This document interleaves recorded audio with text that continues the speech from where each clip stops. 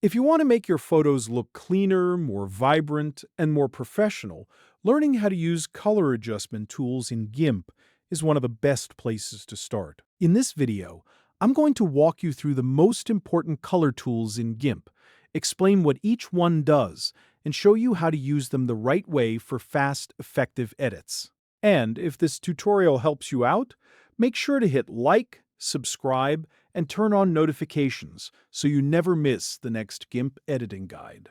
Let's jump right in. The first tool we'll look at is brightness and contrast.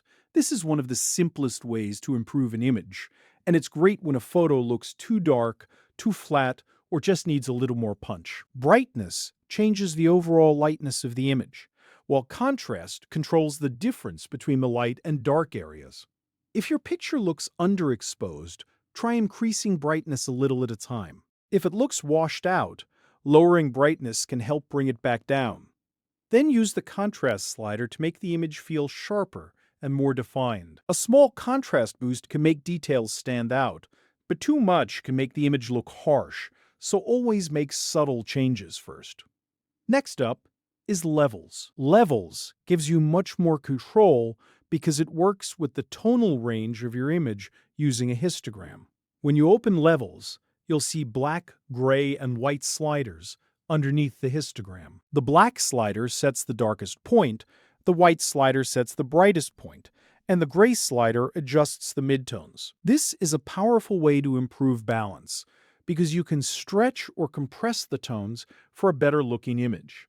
If your shadows are too weak, move the black point inward. If your highlights are dull, adjust the white point.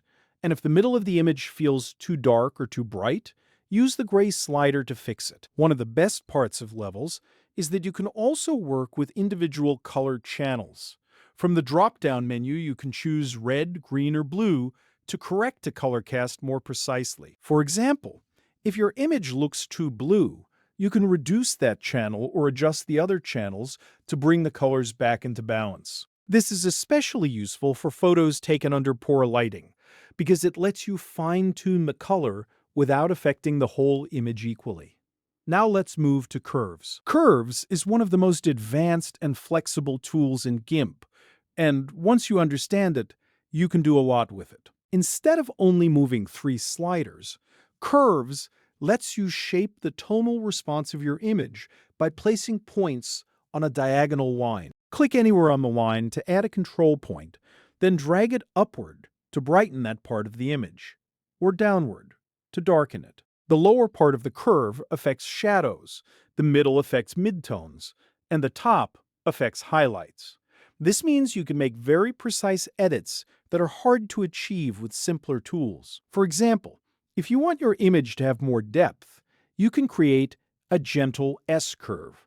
That usually means slightly lowering the shadows and slightly raising the highlights, which adds contrast in a more controlled way. If your image is too harsh, you can do the opposite and soften the curve. Curves also work with individual channels, which means you can correct color issues and create creative color effects at the same time. After that, we have Hue-Saturation.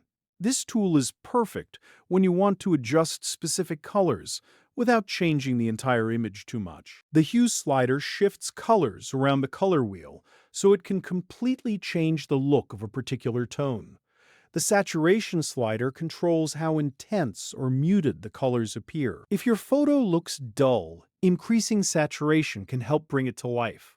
If it looks overly intense, lowering saturation can make it more natural. The lightness slider adds or removes white and black values, which can make colors appear brighter or darker. What makes Hue-Saturation especially useful is that you can choose Master to affect all colors at once, or you can target a specific color range like reds, yellows, greens, blues, and more. That means if you only want to make the sky bluer or make skin tones less intense, you can do that without changing everything else in the image. It's a great tool for precise color styling. Next is color balance. This is the tool you use when an image has a noticeable color cast, like being too warm, too cool, too green, or too magenta. Color balance lets you target specific tonal ranges, shadows, midtones, or highlights. That makes it especially useful because different parts of the image may need different corrections. After choosing the tonal range, you can move the sliders toward red, green, and blue, or toward their complementary colors cyan, magenta, and yellow. A common example is fixing an image that looks too yellow from indoor lighting. In that case, you might adjust the midtones and highlights a little toward blue to neutralize the cast. If the shadows feel too green, you can compensate by moving the slider in the opposite direction. The key here is to make small adjustments and check the image as you go, because too much color correction can make the result look unnatural. If you want a faster solution, Gimp also includes automatic corrections. Go to Colors, then hover over Auto, and you'll see options like White Balance and Color Enhance. White Balance is useful when your photo has an unnatural tint caused by bad lighting. It tries to neutralize the image automatically, so whites and grays look more accurate. Color Enhance is another great option because it boosts color contrast and saturation, making muted colors pop without needing to manually adjust every slider. These automatic tools are especially helpful when you need a quick starting point. You can apply one, then refine the image further using levels, curves, or Hue-Saturation if needed. That way, you save time while still getting a polished final result. The best workflow in Gimp is usually to start with broad corrections first, then move into more detailed adjustments. For example, you might begin with white balance or color balance to fix any tint issues, then use levels to improve overall tonal range, then use curves for fine control, and finally use Hue-Saturation to make selective color changes. This order gives you a cleaner editing process and helps prevent over-editing.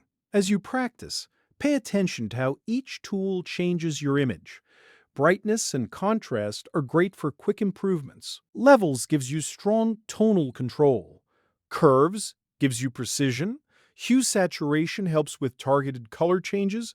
And color balance is ideal for fixing color casts. Once you understand how they work together, you'll have much more control over the final look of your photos. If you enjoyed this GIMP tutorial, please give the video a like, subscribe to the channel, and share it with someone who wants to improve their photo editing skills. That support helps the channel grow and lets me make more tutorials just like this one. Thanks for watching, and I'll see you in the next video.